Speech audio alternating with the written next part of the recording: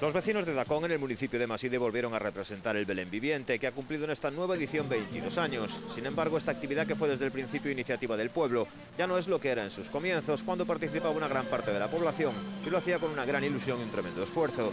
El paso de los años pesa sobre el ánimo de los vecinos de esta localidad, y ya durante la pasada edición se produjeron importantes cambios a raíz de la escasa participación. De esta forma, el que fue marco de la representación durante muchos años, la Carballeira da Garrida, ha dado paso en el 2007 a la plaza del entorno de la iglesia, un lugar más pequeño pero que resulta más acogedor al contar con menos participantes. Es triste que no haxa neste pueblo, é un pueblo ben triste que no haxa pousada para nós.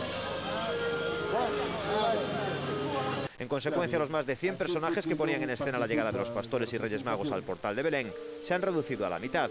Aún así, las sucesivas puestas en escena despertaron el interés de vecinos y demás ciudadanos del entorno, que acudieron a ver la representación y posteriormente tuvieron la oportunidad de asistir a una misa.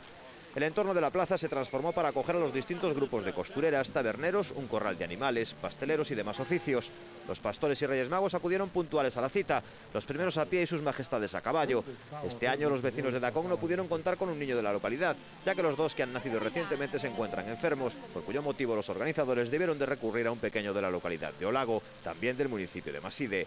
Los Reyes Magos, una vez más, repartieron caramelos entre los niños, que acudieron a disfrutar de la escenificación del nacimiento de Jesús. Vaya, Señor de canto, ay, imos levar llagarimos de cantar un alala, deitadiño nunhas fallas, Señor de canto, ay, imos levar llagarimos de cantar un alala. Jesuciño está nas fallas, súa nai está con él, Jesús está mirando pasmadiño para él. Vamos a ver, o rei pequeniño, que naceu con ollos azuis e o pelo rosiño. Vamos a ver, o rei pequeniño, que naceu con ollos azuis e o pelo rosiño.